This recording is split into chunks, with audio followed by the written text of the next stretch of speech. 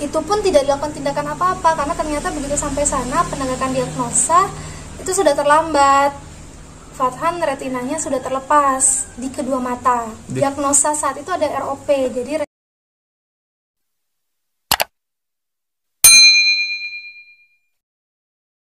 mengikuti saran dokter kami pergi ke sana, ke rumah sakit umum daerah, dan di sana matanya Fathan di USG. Kecurigaan pertama retinanya hampir terlepas, dan saat itu kami disuruh untuk segera membawa Fathan untuk dirujuk kembali ke RSCM Kirana, Jakarta, untuk mata, bagian mata, karena ini harus segera ditangani bahasanya. Cuman saat itu kami sempat 2 kali ya kita ke situ bolak-balik ya, atau sekali aja? Sekali. Kedua kalinya untuk mengurus asuransinya. Nah, setelah itu dapatlah diagnosa dengan rujukan dari rumah sakit, kami berangkat. Untungnya di sana ada BPJS ya yang bantu ya, Bia. Ada jadi, BPJS. Dengan bantuan dari BPJS itu segala bentuk pengobatan Fathan waktu itu tercover oleh BPJS. Jadi kami cuman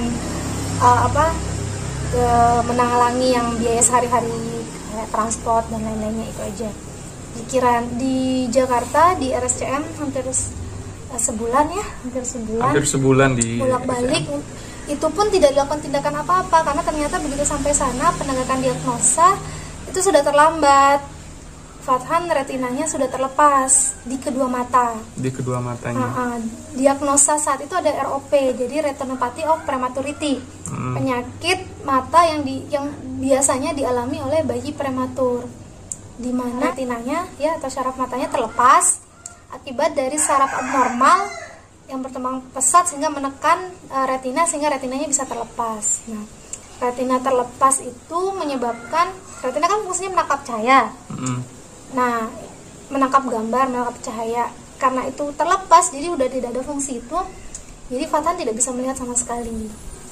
Untuk saat ini ada kemungkinan disebabkan oleh saat radiasi itu enggak, Bun? Kenapa bisa ROP? Kan lebih ke penggunaan oksigen yang memperparah.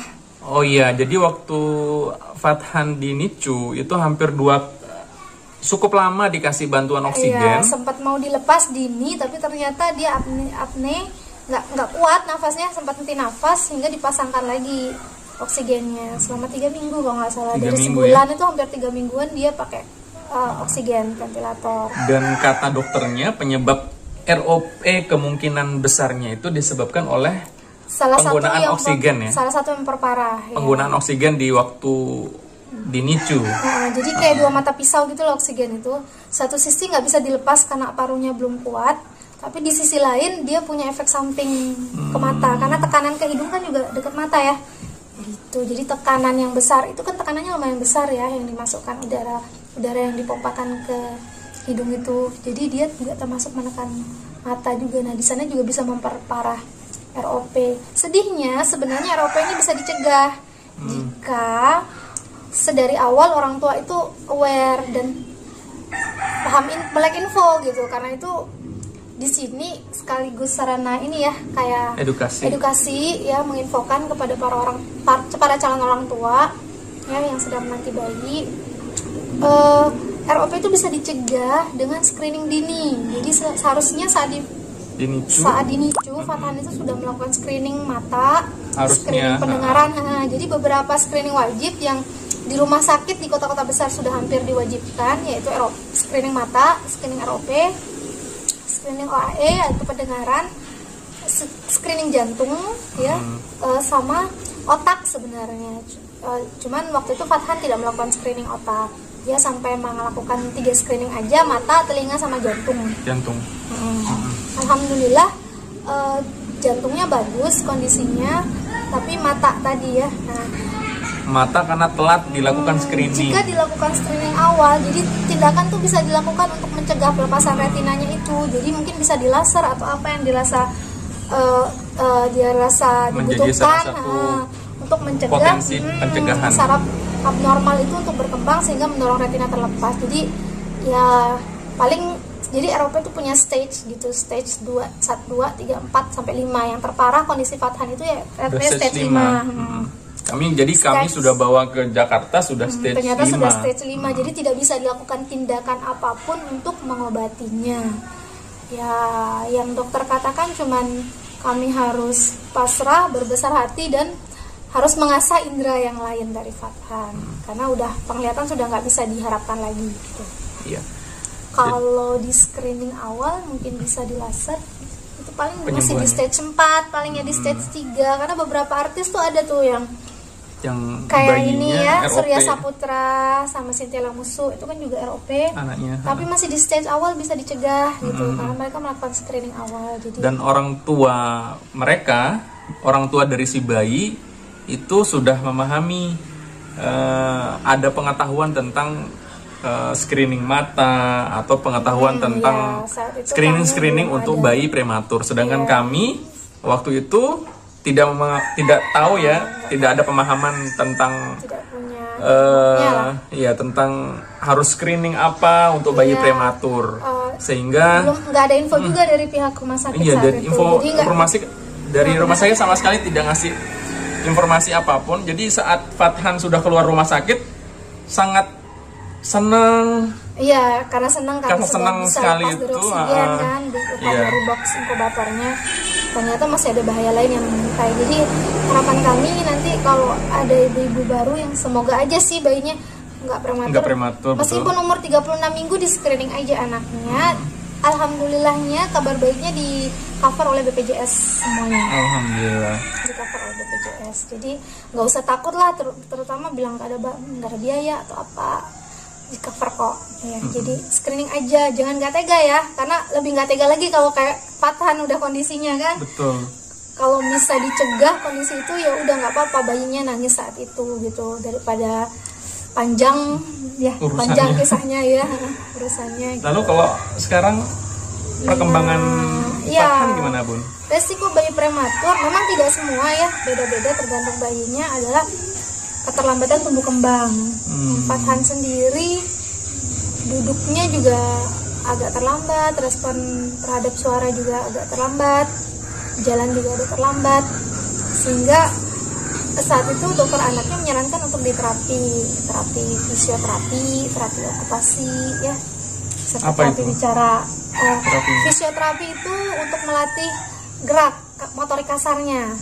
Ya, itu fisioterapi itu dilakukan Fathan sejak umur 8 bulan. 8 bulan ya? 8 bulan. Kalau di sini banyak sudah ya, kalau di Lombok, untuk wilayah Lombok fisioterapi itu udah banyak. Di rumah sakit umum daerah RSUP ada, di rumah sakit kota ada, di rumah sakit di rumah sakit Permata Hati juga sudah ada. Itu yang tercover BPJS ya. Yang nggak tercover BPJS banyak yayasan juga kok di sini yang menyediakan terapi itu, yayasan swasta ya. Terus sampai sekarang. Terus kemudian saat umur Fathan sekitar setahunan itu mulai OT dan TW bersamaan. OT dan fisioterapi dan OT itu bersamaan, okupasi terapi, untuk melatih sensori integrasi Fathan. Jadi bagaimana dia mengoptimalkan kerja dari semua sensori yang berfungsi, bagaimana dia supaya tidak takut misalnya terhadap hal-hal baru, lingkungan baru, karena dia harus memanfaatkan perabanya. Untuk anak yang netra kan yang paling yang jadi utama awal kan mata kan, pembelajaran utama untuk anak tuh sebenarnya mata kan, setelah mata indera yang lain, indera yang lain.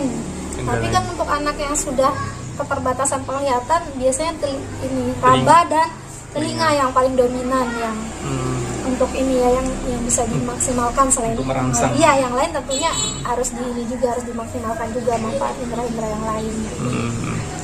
Jadi ya itu fungsinya okupasi terapi masih sampai sekarang. Terakhir yang ditambah adalah terapi wicara. Wicara Fathan juga terlambat. Tapi sudah bisa ngomong sebenarnya. Sangat cepat merespon.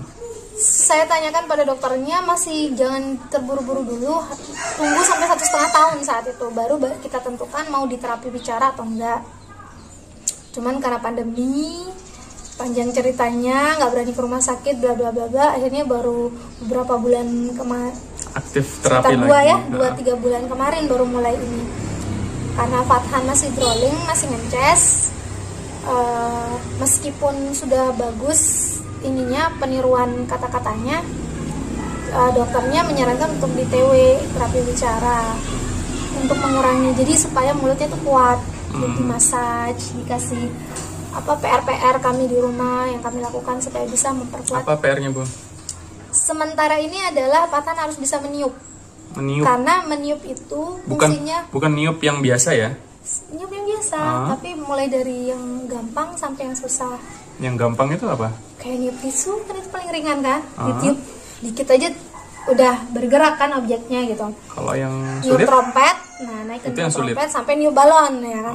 Niup balon juga kita yang tua kan udah gini juga ya, kadang-kadang kewalahan juga kan tiup balon. Nah itu kenapa meniup, karena katanya itu salah satu yang ini kekuatan mulutnya. Jadi kekuatan mulutnya itu kalau dia bisa meniup dengan bagus, maka kekuatan mulutnya itu bagus juga, sehingga itu bisa, kekuatan mulut yang itu bisa diharapkan untuk menahan supaya mencesnya itu nggak keluar.